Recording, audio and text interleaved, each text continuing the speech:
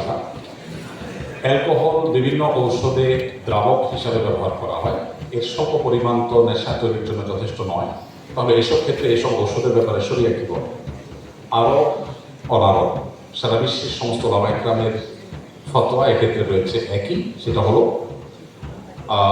যেই অ্যালকোহল আঙ্গুর থেকে বা খেজুর থেকে তৈরি নয়, কিশমিশ থেকে তৈরি নয়, সেই অ্যালকোহল নাপাক নয়, পাক, অর্থাৎ শরীর লাগে নাপাক হবে। এটা পাক নাপাকের ব্যাপার। এবার খাওয়া হালাল হারামের ব্যাপারটা হলো, যদি এরকম কোনো অ্যালকোহল থাকে যেটা কেমিক্যাল হিসেবে ইউজ করা হয় অথবা ঔষধে সেটা প্রয়োগ করা হয়, পরিমাণে অনেক কম থাকে এবং ওই দুটি ছাড়া অন্য কোনো কিছু দিয়ে তৈরি, তখন সেই অ্যালকোহল পান করে, মানে পরিমাণ যদি এত কম থাকে যেটা পান করলে নেশা হবে না, তখন সেটা মেডিসিনে থাকলে সেই মেডিসিন গ্রহণ করা জায়েজ আছে, সেটি হারাম নয়। এ ব্যাপারে ইসলাম কিউএ বিশ্ববিখ্যাত ইসলাম প্রশ্নোত্তর ওয়েবসাইট, সেখানে শেখ মোহাম্মদ সালেহ মুরাদ হাফিজাউল্লাহ তার ফতোয়া রয়েছে। কাতার ভিত্তিক ফতোয়ার বিশ্ববিখ্যাত ওয়েবসাইট মার্কাজুল ফতোয়া ইসলামিক ওয়েব, সেখানকার ফতোয়া রয়েছে। আমাদের দেশের ফতোয়া রয়েছে ওলামা ইকরামের, সবগুলো প্রায় একই রকম। অর্থাৎ এখানে যে স্বল্প পরিমাণ ইয়ে থাকে, অ্যালকোহল থাকে এবং সেটা নেশার উদ্রেক করে না, যদি নেশার উদ্রেক না করে কম পরিমাণ থাকে, এবং যেটা ওই যে নিষিদ্ধ যেটা পড়ে তার আওতায় নয়, তো এটা থাকলে সে মেডিসিন অ্যাডভাইস করা বা সেটা সেবন করা কোনোটাই শরীর দৃষ্টিকোণ থেকে না জায়েজ নয়। আরেকটা মৌলিক কথা বলে রাখি, যদি কোনো পেশেন্টের জন্য এমন কোনো ঔষধ ছাড়া বিকল্প কোনো পথ না থাকে যেটা আসলে শরীরের দৃষ্টিকোণ থেকে হালাল নয়, কিন্তু অ্যাজ এ মেডিসিন সেটার কোনো বিকল্প যদি না থাকে, শরীর সেটাকে জায়েজ করে, মানুষের জীবন রক্ষা প্রয়োজন। এরপর প্রশ্ন হলো, আমি জানি সালাতের পর সম্মিলিত মোনাজাত নবী করিম সাল্লাল্লাহু আলাইহি ওয়াসাল্লামের সুন্নাহ দ্বারা সাব্যস্ত নয়, আবার রাসূল সাল্লাল্লাহু আলাইহি ওয়াসাল্লামের দৃষ্টি যে সম্মিলিতভাবে মোনাজাত করার কথাও জানি, তাহলে সমন্বয় কীভাবে? খুব দরকারি প্রশ্ন। আমি একবার ঢাকায় বৃষ্টি হচ্ছিল না গেল বছর, তার আগের বছর, তখন আমাদের ফাউন্ডেশন অফিসের পাশে আফতাবনগরে আমরা বৃষ্টি প্রার্থনা নামাজ পড়েছি। তখন অনেকেই প্রশ্ন তুলেছে, এই হুজুর বলে নামাজের পরে সম্মিলিত মোনাজাত সুন্নাহ দ্বারা সাব্যস্ত না, আবার একই হুজুর বৃষ্টি প্রার্থনার পরে হাত তুলে মোনাজাত সবাই মোনাজাত করবে, কেমনি কি একই মতো দীর্ঘতা কেমনি হলো? তো ব্যাপারটা কেমন হয়ে গেল, আপনারা যেহেতু ডাক্তার মানুষ, আপনাদেরটা দিয়ে উদাহরণ দিই। আপনি রোগীকে বলে দিলেন, ভাই আপনি রাতে কিন্তু কিছু খাবেন না, রাতে কিছু খাবেন না, ও রোগীর উপরে খেয়ে আসছে। আপনি যে বলেন যে আপনারা রাতে খেতে নিষেধ করছে, আপনি দুপুরে কেন খাবেন? এই প্রশ্নটা কিন্তু যৌক্তিক প্রশ্ন হবে? আপনি নিষেধ করেছেন রাত্রে খেতে, আমি খেয়েছি দুপুরে, আপনি যদি আমাকে বলেন যে আপনাকে না খেতে নিষেধ করেছি, আপনি কেন খেলেন? এই প্রশ্নটা যেরকম অযৌক্তিক হবে। নবী সাল্লাল্লাহু আলাইহি ওয়াসাল্লাম পাঁচ ওয়াক্ত নামাজের পর বিভিন্ন মাসনুন দোয়া জিকির করতেন, সেটা আমরা সুন্নাহ মনে করি। কেউ আল্লাহর কাছে কিছু চাইলে নামাজের পরে তিনি চাইতে পারেন, সেটা তো সুযোগ আছে, নামাজের পরে দোয়া কবুল হয়, সেটা নিষেধ না। কিন্তু এটা কিন্তু পার্ট অফ সালাম বানিয়ে নেওয়া হয়, যে সবাই মিলে আমরা একসাথে মোনাজাত করবো, মোনাজাত না করলে হুজুরের চাকরি থাকবে না। এই ট্র্যাডিশনাল দোয়া যদি আমরা বানিয়ে নিই, এটাকে আমাদের অংশ যদি বানিয়ে নিই, তাহলে সেটা বিদআত হবে, সেটা সুন্নাহ দ্বারা সাব্যস্ত হবে না। এটা নামাজের কথা। কিন্তু বৃষ্টি প্রার্থনার ক্ষেত্রে নবী সাল্লাল্লাহু আলাইহি ওয়াসাল্লাম সবাইকে নিয়ে সময় দেওয়া দোয়া করেছে, বিধায় এই জায়গায় করেন নাই, ওই জায়গায় কেন করেছেন, এই প্রশ্ন একেবারেই অমূলক একটি প্রশ্ন, এবং দুইটাকে একসাথে করে ফেলাটা একেবারে অযৌক্তিক। দুই জিনিস এবং দুই জায়গায়। নবী সাল্লাল্লাহু আলাইহি ওয়াসাল্লাম যেখানে যেটা করতে বলেছেন সেখানে সেটা করা, যেখানে তিনি করেছেন সেখানে আমি করবো, যেখানে তার দ্বারা করাটা সাব্যস্ত হয়নি। 10 বছরে নবী সাল্লাল্লাহু আলাইহি ওয়াসাল্লাম মদিনায় 5 ওয়াক্ত নামাজের যে ইমামতি করেছেন, সেটা হিসাব করলে সম্ভবত 18,000 ওয়াক্ত হয়, আমি যদি ভুল না বলে থাকি। এই 18,000 ওয়াক্ত তিনি ইমামতি করেছেন। তারপরে 30 বছর ধরে 4 খলিফা ইমামতি করেছেন। এই যে 30 বছর করেছেন, তারা 3 যুক্ত করে, তাহলে কয় যুগ হল? এত যুগে নামাজের পর সাহাবীদেরকে সাথে নিয়ে তিনি যদি আমাদের মতো এরকম ট্র্যাডিশনাল মোনাজাতে অভ্যস্ত থাকতেন, কি পরিমাণ হাদিসে সেটা বর্ণনা আসছে, সেটা বলার অপেক্ষা রাখেন। অথচ আপনি সালাত সংক্রান্ত ইসলাম ফাউন্ডেশন থেকে অনুবাদ হওয়া বইগুলো নেন, হাদিসের গ্রন্থগুলো করেন, কোথাও আমাকে দেখতে পাবেন না। নামাজের পর কেউ যদি আল্লাহর কাছে দোয়া করে, নিষিদ্ধ নয়। কে এটাকে নামাজের অংশ মনে না করলে সেটাও নিষিদ্ধ নয়। আমরা এটা আমার ভুল না বুঝে নামাজ পড়ে দোয়া করা যাবে না, দোয়া তো অবশ্যই করা যাবে, কিন্তু এটাকে আমরা যে ট্র্যাডিশন বানিয়ে নিয়েছি, এটা আসলে হাদিসে ব্যবহার করতে বলা হয়নি। কিন্তু বৃষ্টি প্রার্থনার ক্ষেত্রে বলা হয়েছে, অতএব ওখানে বলা হবে, এখানে কেন বলা হবে না, এই প্রশ্ন একেবারে অযৌক্তিক, দুই জায়গায়। আচ্ছা, এরপর প্রশ্ন হলো বর্তমান বিশ্বের পরিপ্রেক্ষিতে উম্মার প্রতি আমাদের দায়িত্ব কিভাবে পালন করতে পারি। অনেক বড় প্রশ্ন, ছোট্ট করে বলি। উম্মার প্রতি, মুসলিম জাতির প্রতি একজন মুসলিম জাতির সদস্য হিসেবে আমাদের কর্তব্যের মধ্যে প্রথম কর্তব্য হবে আমি নিজে একজন আদর্শবান ভালো মুসলমান হব। এটা হলো প্রথম দায়িত্ব। আমরা অনেকে জাতিকে নিয়ে অনেক চিন্তিত, কিন্তু আমি নিজের কোনো খবর নেই। আমি নিজে ভালো মানুষ হচ্ছি না। আমি নিজে ভালো মুসলমান হব, আদর্শবান মুসলমান হব, 5 ওয়াক্ত নামাজ পড়বো ঠিক মতো, সুন্দর করে ইসলামটাকে জানবো, আমার আচার আচরণ কাজ কারবার সব দিক থেকে ইসলামের সৌরভ ছড়াতে হবে। আমি যেদিকে যাবো মানুষ দেখবে একজন মুসলমান গেছে। আমি যখন চিকিৎসা দেবো তখন মানুষ একজন মুসলমান ডাক্তার চিকিৎসা দিয়েছে। আমি যখন ইঞ্জিনিয়ারিং করবো মানুষ দেখবে একজন মুসলমান ইঞ্জিনিয়ার কাজ করেছে। আমার প্রত্যেকটা কাজ থেকে ইসলামের সৌরভ ছড়াবে, সৌন্দর্য ছড়াবে, পরোপকার, মানুষের কল্যাণকামিতা, সুন্দর আচরণ, ম্যানার্স, ইসলাম যেগুলো আমাদেরকে শিখিয়েছে সেগুলো আমাদের মধ্যে আনা। এটা হলো মুসলিম মিল্লাতের উপকার করার জন্য প্রথম শর্ত, যে নিজে সংশোধিত হওয়া, ভালো মুসলমান হওয়া। নাম্বার 2, এর পাশাপাশি আমার যে স্কিল বা দক্ষতা আছে এটাকে বৃদ্ধি করে মুসলিমদের মুখ উজ্জ্বল করা। আমাদের অনেক তরুণরা আছে যারা একটু ইসলামের দিকে আসবে, অনেক মেডিকেল স্টুডেন্ট আছে, অনেক আপনার ইঞ্জিনিয়ারিং অনেক স্টুডেন্ট আছে, যে কোনোভাবে তিনি হয়তো দিনের ছোঁয়া এসেছে, এরপর দেখা যায় সে পড়াশোনার প্রতি আর মনোযোগী না। আমার কাছে অনেক স্টুডেন্ট যায়, এবার হুজুর পড়ালেখা করতে আর ভালো লাগে না, উনি এখন নামাজ কালাম করতে ভালো লাগে, ওনার এখন পড়াশোনা করতে ভালো লাগে, ওনার পড়ালেখা করতে ইচ্ছা করে। তাই বললাম যে কার পালায় করছেন আপনি, কাহিনী কেন পড়ালেখা করতে ভালো লাগে? অনেক ছেলেমেয়ে আছে আগে বাবা মা ব্যবসা বাণিজ্যে সময় দিতেন, এখন সে ধর্মকর্ম করা শুরু করছে, সারাদিন মসজিদে করে থাকে, দোকান টোকানে আর যায় না, ব্যবসা যায় না, এখন তার এগুলো ভালো লাগে না, দুনিয়ার ভালো লাগে না। এটা হলো শয়তানের নেক্সট ধোঁকা। আপনি কোনো দক্ষ আলিমের পরামর্শ ছাড়া নিজে নিজে ডিসিশন নেবেন, আপনার স্কিলকে আপনি কবর দিবেন, তাহলে আপনি মুসলিম মিল্লাতের ক্ষতি করলেন। আপনার স্কিলকে ডেভেলপ করে মুসলিম মিল্লাতের মুখকে উজ্জ্বল করার যথেষ্ট সুযোগ আছে।